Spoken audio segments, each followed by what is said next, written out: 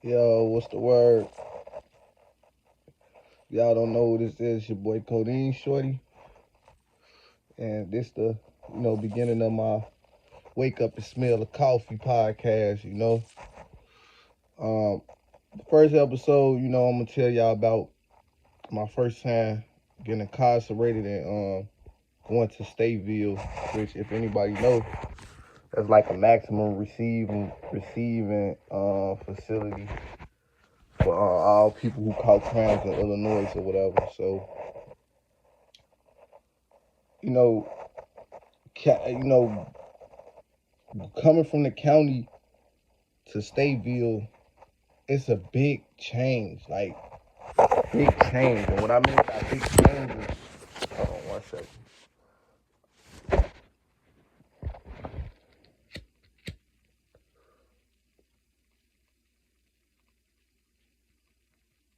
And what I mean by big change is that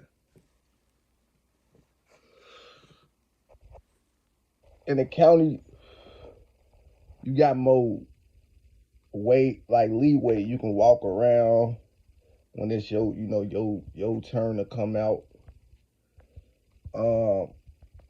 You get on the phone all times throughout the day if it ain't a lockdown or some shit. You take a shower when you want to, eat when you want to. I was, even my first time in the county is wild. It was wild, and I'm gonna give y'all a story about the county too. But I'm gonna start this off with how it become when you start going to the state and once you pass an NRC, which is in Joliet, which is Stateville. So I was used to just being able to do what I wanted to do. Being in there with the guys. Making calls whenever I wanted to. I was able to just do whatever I wanted to do, basically. Like smoke weed. We was able to do whatever. But I instantly, get there and when you on the bus going there, everybody try to make it seem like, man, everybody, all these niggas, older niggas and young niggas is complaining like, damn, man, I hope my joint, everybody just keeps saying, I hope my joint be here in less than 2 weeks to come get you. Cause Illinois got about like, if you convicted of a crime and you plead guilty to it, they got about like 2 to 3 weeks to come get you. But how it's so fucked up and bagged up in Stateville, niggas don't be leaving, they joints don't come get them till about 3 months. So imagine you already took your time and now you just waiting on a bus to come get you. You don't know what day this motherfucking bus gonna come get you, but you just wait. So when you first enter NRC, if anybody know, it kind of give you like firm or like a firm type of like a firm type of vibe because once you get there, you go through all the little weird shit they do, all that gay shit, they checking you and shit. No. First of all, they get you off the bus and they get to take you in a cage. Then that make you feel like Smokey off of Friday in a pigeon coop because you got number of birds flying on top of this cage. These birds can down that shit on you. You really on the outside before you even get in. And you just filling out your name, signing your paperwork and shit, making sure you getting all your property because what they do in Stateville, they tell you can only keep 3 folders or I forgot how it go, but they say you can only keep 3 envelopes. So what I did, I just put a whole lot of my letters, my newer letters, like that I was receiving, my newer letters, I put them in each folder that I had. But I done seen niggas get beat because they come in there with a lot of pictures and stuff. And another thing, before you go do your time, at least send your pictures back home and send some of your pictures in important mail from somebody. Send that, put that shit back and send that shit back to your loved ones, because them motherfuckers don't give a fuck. They'll take your shit and throw it in the garbage. They don't care if it's from a dead parent or whatever. Anything could have happened. So, moral of the story, you get past them when they do all that goofy shit. You know, the process is long as fuck. Like, man, it's so fucking long.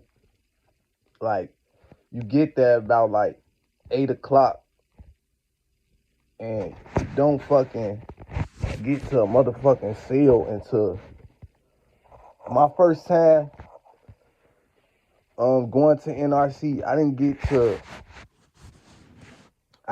the a wing until about like 8 or 9 o'clock at night. Literally.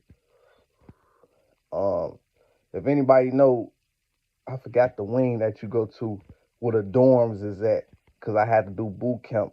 I took boot camp for a plea deal. So I wasn't sitting behind the wall my first time. I actually I went to Stateville twice. When I first caught my case and during my case, but the first time I went to a dorm, and it's in like another building. I feel like everybody say you lucky if you go to those dorms, and usually those are the people who waiting for boot camp and got less crimes. You know, they ain't really violent offenders like that. That I had caught a drug case. So, moral of the story, I I didn't get to my motherfucking unit until about 9 at night. So I was up. Cook County wakes you up at 5:30 to get on this bus. So I'm up from 5:30 to 9 at night. So I'm tired. But yeah, I'm trained, I'm tired, and then once you get to the unit, niggas is still up kicking it. They still up. So my first day, I really ain't go to sleep till about a good 10 o'clock, because once I got to the unit, the dorms, I started seeing motherfuckers and chopping it up, motherfuckers from the county chopping it up and shit, and that was that. But one thing about those dorm rooms, you got to be careful. I seen a lot of niggas had to get their time held back because they playing monkey games, beating, the white kids up, doing all type of shit, and there's cameras in the wing, they can see you. So one situation came where niggas beat some kids up from the suburbs, and and basically the security, they saw everybody who did the shit. Niggas tried to run at first, everybody ran, but motherfuckers saw that shit and they started picking up. I'm just like, man, I hope they don't grab me, like thinking that I was somebody the whole time. I ain't even do shit. So, but being in there, it was like okay if you was in the dorm, but my second time going behind that fucking wall. Now I actually been in Stateville 3 times. Going behind that wall, 2 of them, the last time, like the worst fucking thing ever, man. You only showering twice a week. You only get a phone call once a week. You in the holding fucking cell 24 fucking hours until y'all got, the day y'all got yard.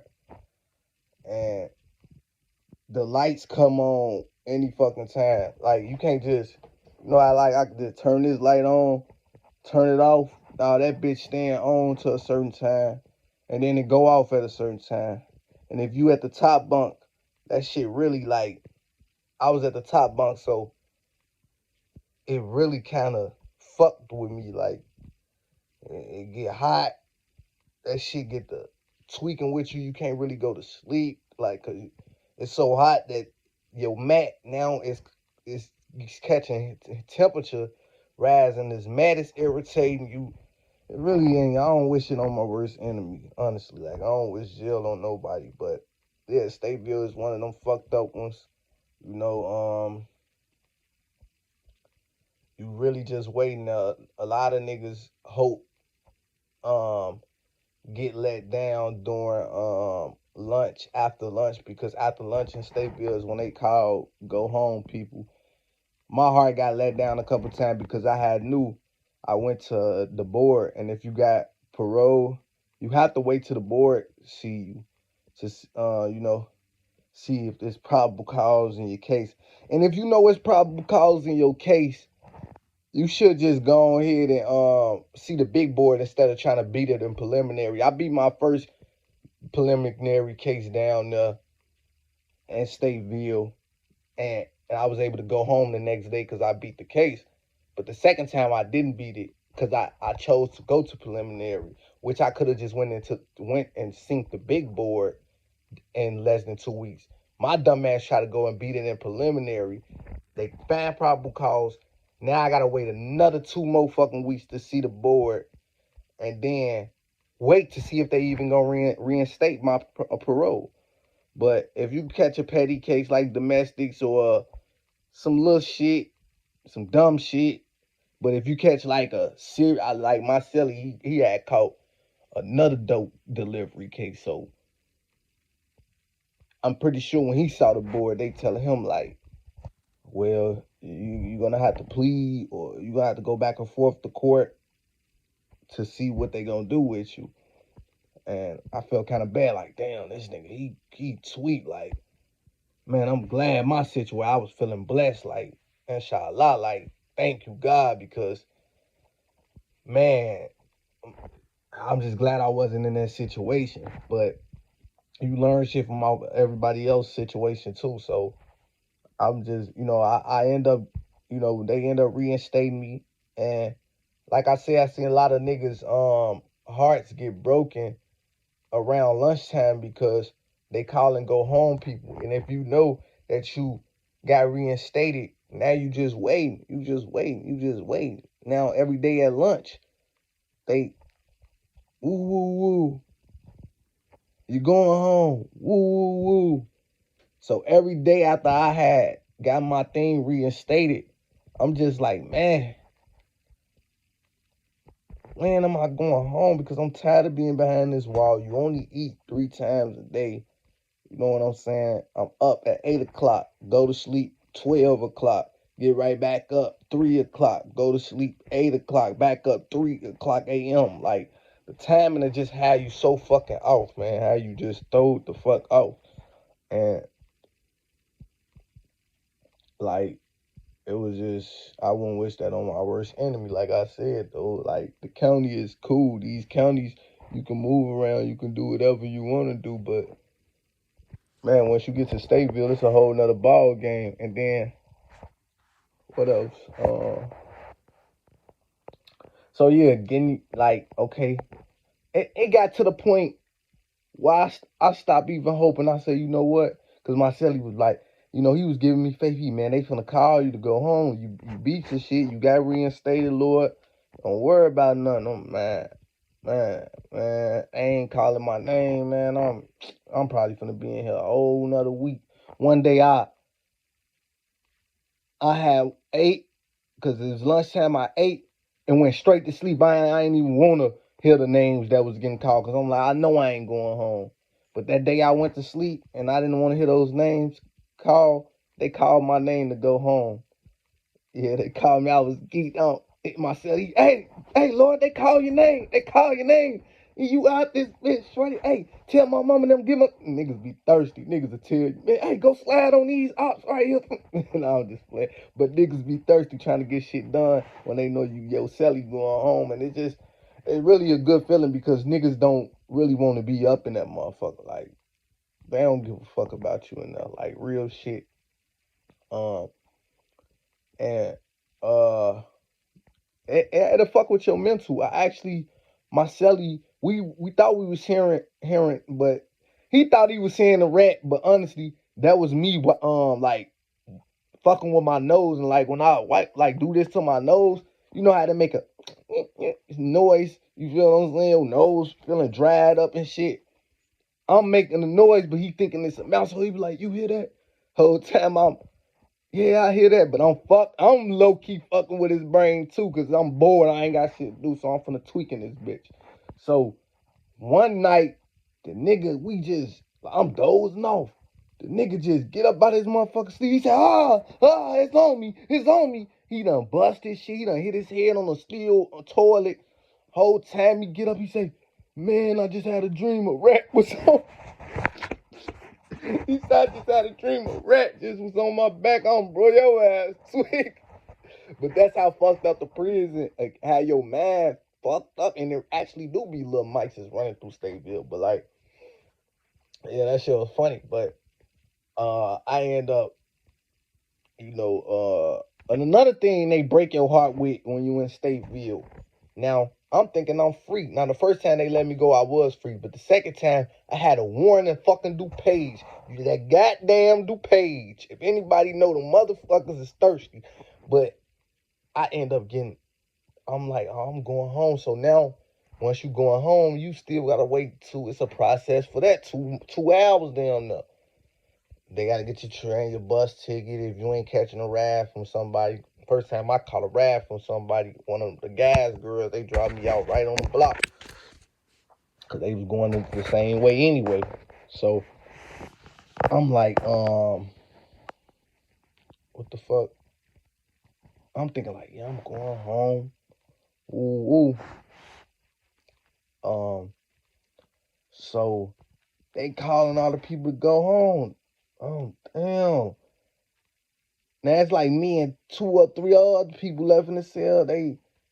I'm like, hey, my name wasn't on there. Ooh, to go home. They like, nah, bro. You know you got a warrant in DuPage. You had them blows under that seat. Now he down. The security guard fucking with me. Now I'm like, hold on.